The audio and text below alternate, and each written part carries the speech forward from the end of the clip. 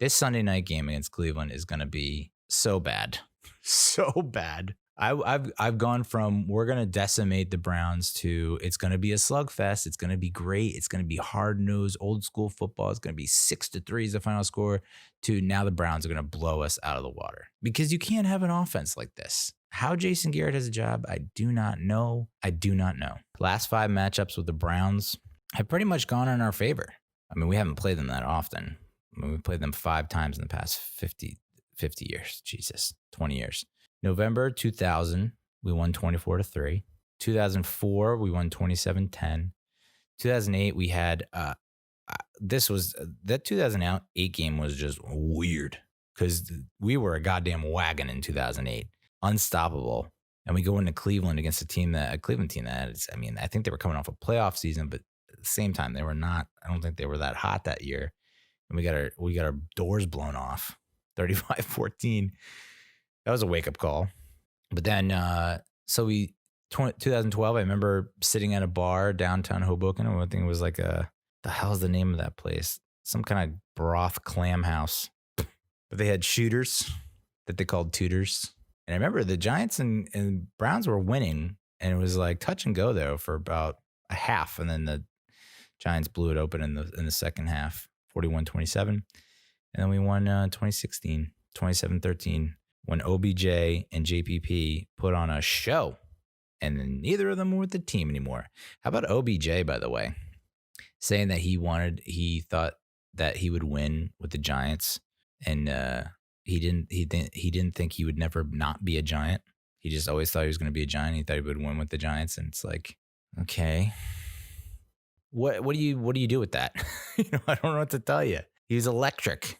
I always said he was the LT of wide receivers, but the way that he was not like LT, it's like LT, at least there are plenty of instances where LT did not follow the game plan. He just went based off his instincts and made plays, game-changing plays. And his coaches would be like, that was not in the playbook. What did you do there? And he's like, well, you need to put it in the playbook. OBJ was not doing that. Instead, OBJ was just like doing interviews with Lil Wayne and throwing Eli under the bus. I mean, yes, we know that Eli is not the same quarterback he was when he was fucking 26, dude. 27. Yeah, we get it. Blah.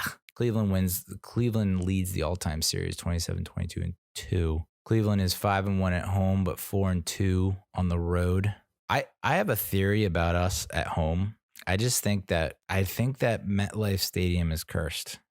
I think it really comes down to that stupid new stadium. I really do. I mean, have we won? Like, what is our home record at MetLife Stadium? I guarantee if you look it up, it's worse than our away record. I'd love to know our home record. Can I get some splits or something, dude? Splits? No? All right. I'll have to look it up, but I'm pretty sure if you were to look it up, you'd see that we are not. I mean, the stadium opened in 2010. I guarantee that we have a losing record at home. It's just not, you talk about home field advantage, and we don't have a home field advantage. Used to be in Giant Stadium, we had a home field advantage. And you can say like, oh, the fans are a big part of it. Yeah, I get it. But it's also about having to travel, the conditions that you're putting up with, the unfamiliar territory, dealing with the visitor clubhouse, dealing with the visitor sideline, dealing with this, dealing with that, the elements. And I think that was a bigger factor in the old stadium. It's just not a factor here. Other teams come into our house and just play better than us constantly. It sucks. Why can't we just be good at home? It's like I'd rather play in Cleveland this weekend. I'd rather play the rest of our games on the road. No more games at home. Just fuck it. We're not good at home. It's this new stadium. God damn it. I mean, you want to talk about takeaways. This Cleveland team is +7 in takeaways. 6th best in the league. Oh, shit. They're 3rd in rushing yards per game, and they're 8th in defensive rushing yards per game. So, I mean, maybe we stop the run. Maybe we can force Baker Mayfield to have to throw the ball and take advantage of him, and because he's turnover prone to a certain extent. But so is Daniel Jones, and so is Colt McCoy. So this was supposed to be the OBJ game, and he's on IR. He's not going to be able to play. I don't even know, is Olivier Vernon playing? I guess he is, right? All I know is NBC is regretting that they flexed this game because this is not going to be pretty, and it's not going to be good. It's just not. Jones, I think this injury, this hamstring thing is going to affect him. Should have sat him for another week, let him recoup. But it's just going to be one of those things where I don't think he gets to be 100% for the rest of the year. I just don't.